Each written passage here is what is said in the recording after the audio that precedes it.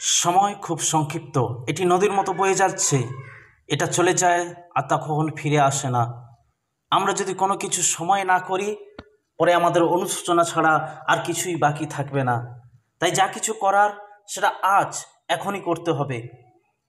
কবীর দাস বলেছিলেন, কাল যা করবে ভাবছো সেটা আজ করো, আজ যা করবে ভাবছো সেটা এখনই করো।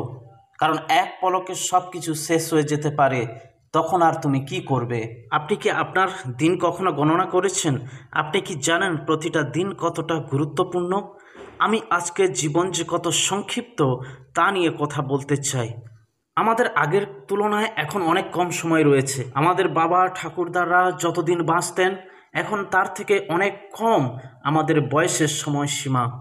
প্রত্যেক জেনারেশনে মানুষের সময়ের সীমা কমে যেতে চলেছে। আর আপনার কাছে যে সময়টুকু আছে, আপনি কি জানেন সেই সময় কিসের জন্য, কেন আপনাকে সেই সময় দেওয়া হয়েছে?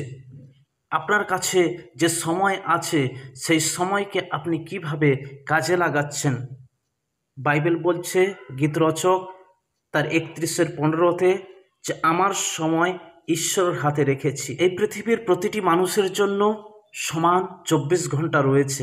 এই 24 ঘন্টায় রয়েছে 1440 মিনিট। আপনি কি জানেন এক সপ্তাহে কত ঘন্টা থাকে?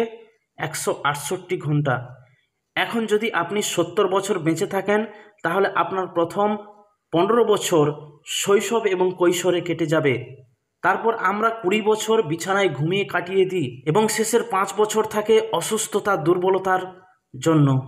আর বাকি রয়েছে মাত্র 30 বছর আমাদের বেঁচে থাকার জন্য, আমাদের কাজ করার জন্য, আমাদের আয় ইনকাম করার জন্য, খাওয়া দাওয়ারের জন্য রয়েছে মাত্র 30 বছর।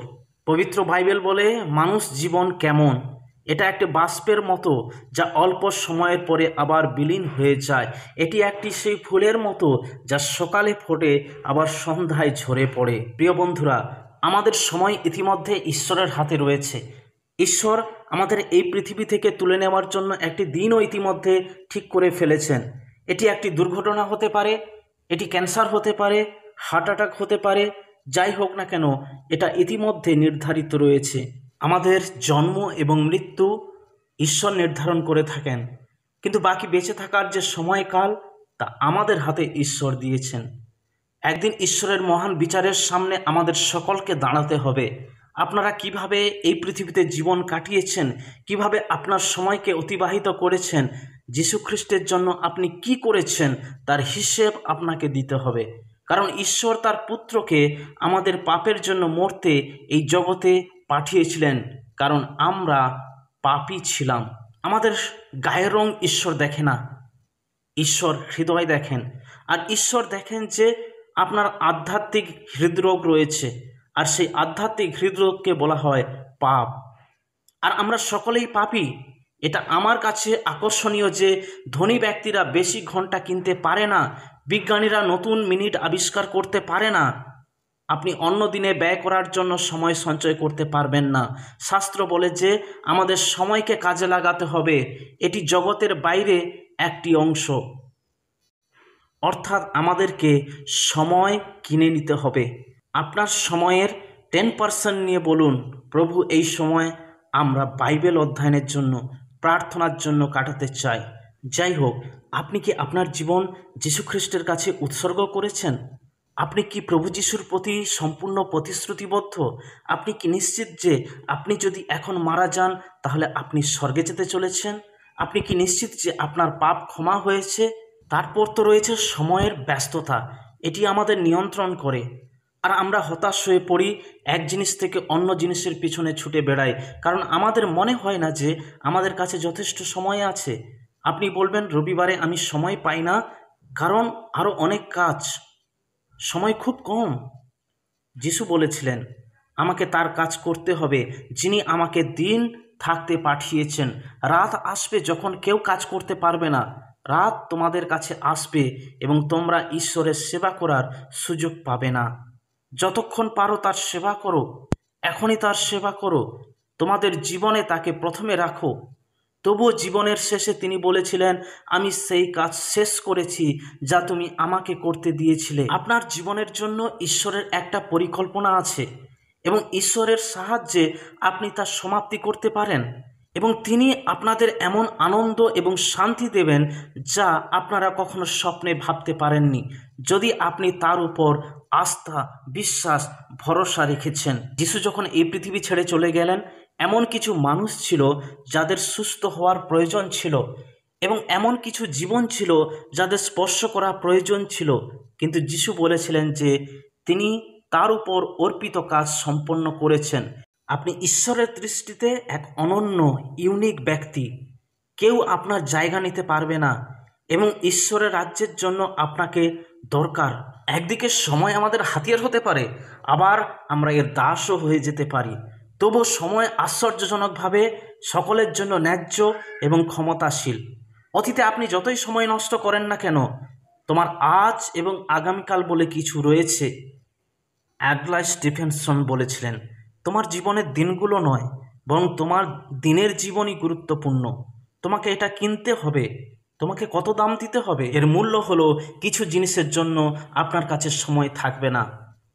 আমাদের যেটা উচিত নয় যে সোশ্যাল মিডিয়ায় সকল আনন্দ নেওয়া, ইন্টারনেট গেমস, পর্নোগ্রাফি, নেশা, মদ্যপান এবং অন্যান্য সকল অন্যায় কাজ করে এলোমেলোভাবে আমাদের জীবনকে নষ্ট করা। ঈশ্বর চান আমরা যেন অন্যদের ভালোবাসি, তিনি চান যেন আমরা অন্যদের সেবা করি, তিনি চান যেন আমরা অন্যদেরকে সাহায্য করি। সেবা এমন একটা জিনিস যা একজন বিশ্বাসীকে অন্যদের থেকে আলাদা করে, আর ভালোবাসা যা আপনি প্রদান করেন তা অন্যের জীবনকে প্রভাবিত করে। তাই আপনার জীবনের যে চয়েসগুলো নেন, যে সিদ্ধান্তগুলো নেন, তা অনেক সাবধানের সহিত নেওয়া উচিত। তারপর রয়েছে সময়ের সমাপ্তি। ভাইয়েরা, প্রেরিত পৌল প্রথম করিন্থীয় পুস্তকে বলেছিলেন, সময় খুবই কম। প্রকাশিত বাক্য আমাদের বলে যে সময় আর থাকবে না। যিশু এবং তার শিষ্যরা মথি 24:25 বলেছে যুগের শেষ সম্পর্কে, যুগের শেষ দিন এগিয়ে আসছে।